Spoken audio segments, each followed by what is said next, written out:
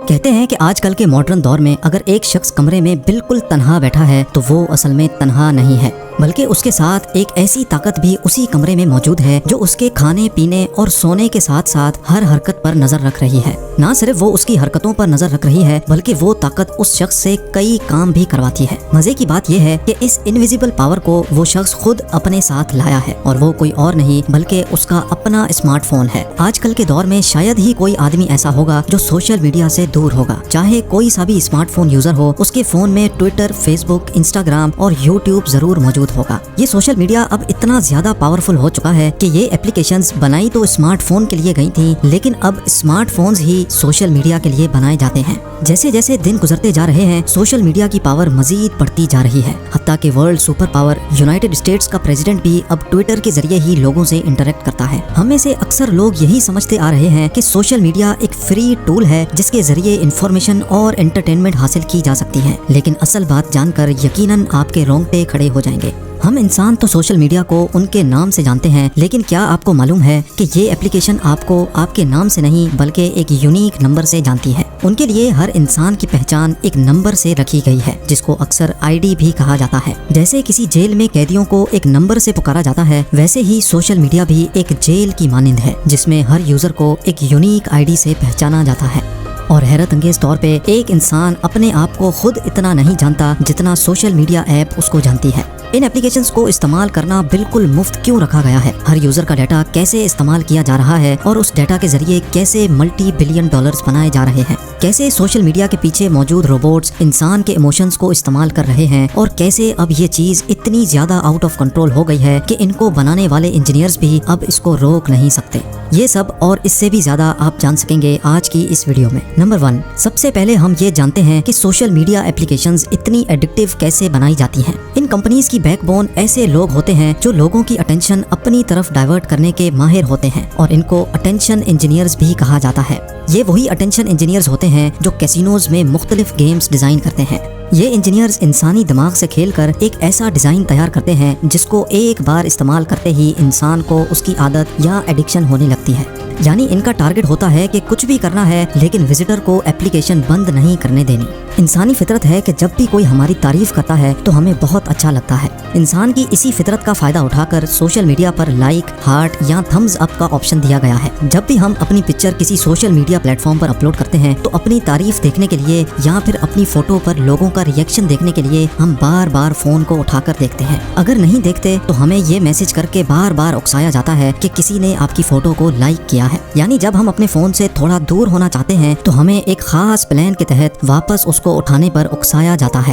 لیکن کیا آپ نے کبھی یہ بات نوٹس کی ہے کہ کیونکہ انسان کو اپنی برائی سننا بالکل بھی پسند نہیں ہے، اسی وجہ سے آپ کو کئی سوشل میڈیا پلیٹ فارم پر ڈس لائک یا پھر ہیٹ کرنے کا آپشن ہی نہیں ملے گا۔ جب ہم سوشل میڈیا پلیٹ فارمز استعمال کر رہے ہوتے ہیں تو ہمیں اس بات کا ذرہ برابر بھی علم نہیں ہوتا کہ ہمیں ایک پلان کے تحت پروگرام کیا جا رہا ہے۔ ہمارے نہ چاہتے ہوئے بھی ہمیں ہمارے انٹرسٹ کی ویڈیوز، فوٹوز اور ایونٹس دکھائے جاتے ہیں۔ یہ پوری کوشش کی جاتی ہے کہ ہم بس اسکرول کرتے جائیں اور ویڈیوز دیکھتے جائیں۔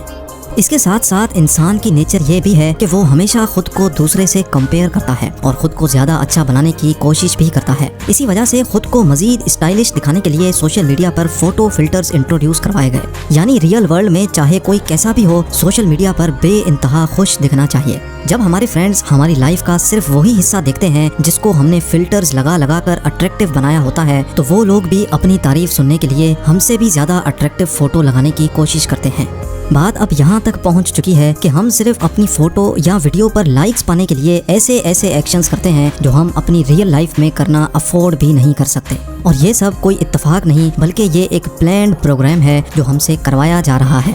اب یہاں ایک سوال اٹھتا ہے کہ اگر ایسا ہوتا بھی ہے تو اس سے کیا فرق پڑتا ہے؟ آخرکار ہمارا اچھا ٹائم پاس ہو جاتا ہے۔ بالکل صحیح، واقعی سوشل میڈیا اچھا ٹائم پاس کرواتا ہے، لیکن آپ کو یہ جان کر حیرت ہوگی کہ ان کا مقصد بھی یہی ہے کہ آپ کا اچھا ٹائم پاس ہوتا رہے اور آپ بار بار ان کے پلیٹ فارم کو وزٹ کرتے رہیں۔ لیکن اس ٹائم پاس کے بارے میں میڈیکل سائنس کیا بولتی ہے، یہ جان کر جیسے مجھے شوق لگا تھا ویسے آپ بھی حیران رہ جائیں گے۔ ایکسپرٹس کا ماننا ہے کہ جب ہم کوئی ویڈیو یا فوٹو اپلوڈ کرتے ہیں تو ہمارا دماغ اپنی تعریف دیکھنے کے لیے ہمیں بار بار فون چیک کرنے پر مجبور کرتا ہے، اور جیسے ہی ہمیں وہ خاص چیز مل جاتی ہے جس کا ہم انتظار کر رہے ہوتے ہیں تو ہمارے دماغ میں ایک خاص کیمیکل ریلیز ہوتا ہے جس کو ڈوپامین کہا جاتا ہے۔ جیسے ہی برین میں ڈوپامین ریلیز ہوتا ہے تو ہمیں خوشی ہوتی ہے اور ہم ریلیکس ہو جاتے ہیں۔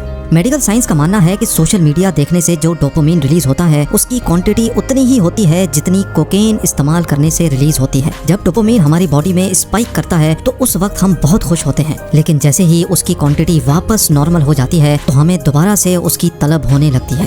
لیکن دوبارہ ڈوپامین ملنے کا ٹریگر ہمارے پاس نہیں ہے، بلکہ یہ ٹریگر سوشل میڈیا کے پیچھے بیٹھے روبوٹس کے پاس ہوتا ہے۔ یہ روبوٹ ڈیسائیڈ کرتا ہے کہ ہماری فوٹو کب تک لوگوں کی فیڈ پر دکھانی ہے۔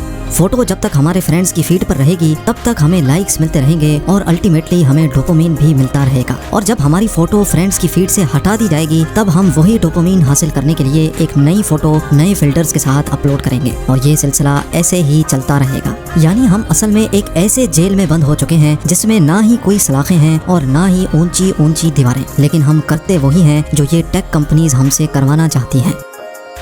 نمبر 2، لیکن یہ ٹیک کمپنیز ایسا کرتی کیوں ہیں؟ آخر ان کا یہ سب کرنے کا مقصد کیا ہوتا ہے، اور سوشل میڈیا استعمال کرنے کی یہ ساری سروسز فری کیوں ہوتی ہیں؟ سب سے پہلے تو آپ یہ سمجھ لیں کہ اگر آپ کوئی ایسی پروڈکٹ خرید رہے ہیں جس کی کوئی قیمت ہی نہیں ہے تو جان لیں کہ ادھر آپ خود ایک پروڈکٹ ہیں، یعنی آپ کو ہی بیچا جا رہا ہے۔ جی ہاں، فرض کر لیں کہ ایک گروسری اسٹور کے باہر لکھا ہے گیٹ فری چاکلیٹ۔ جب آپ فری چاکلیٹ لینے اسٹور میں انٹر ہوتے ہیں تو اس سے ان کو 2 قسم کے فائدے ہوتے ہیں۔ ایک تو یہ کہ جب دوسرے لوگ دیکھیں گے کہ اسٹور میں رش لگا ہوا ہے تو انسانی فطرت ہے کہ ان کا بھی وہاں جانے کو دل کرتا ہے۔ جتنے زیادہ لوگ اسٹور میں انٹر ہوتے ہیں اتنی ہی زیادہ اسٹور کی سیل بڑھنے کا چانس بھی ہوتا ہے۔ اور دوسرا فائدہ ان کو یہ ہوتا ہے کہ جب آپ اپنا فری چاکلیٹ مانگیں گے تو آپ کو یا تو کوئی فارم فل کرنا ہوگا یا پھر کم سے کم بھی وہ آپ سے آپ کا سیل فون نمبر مانگیں گے، یعنی وہ صرف ایک چاکلیٹ کے بدلے آپ سے آپ کا ڈیٹا لے لیتے ہیں۔ ناظرین، ایسا ہی کچھ ہوتا ہے سوشل میڈیا پلیٹ فارمز پر، جہاں پر ہم سے سارا ڈیٹا لے کر ہمیں انٹرٹینمنٹ کے نام پر اس کی لت لگائی جاتی ہے۔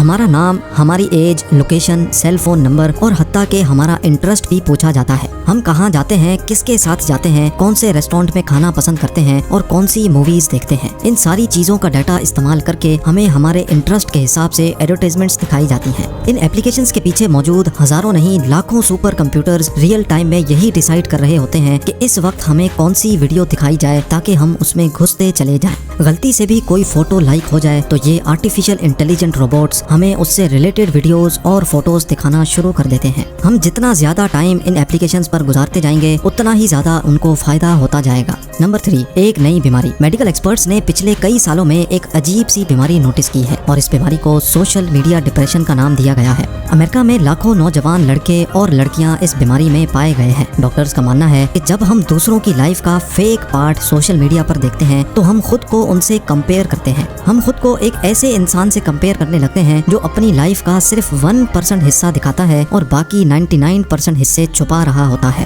نوجوان اپنی فیڈ دیکھتے جاتے ہیں اور لوگوں کی زندگی کے فیک پارٹ سے اپنی لائف کو کمپیئر کرتے جاتے ہیں۔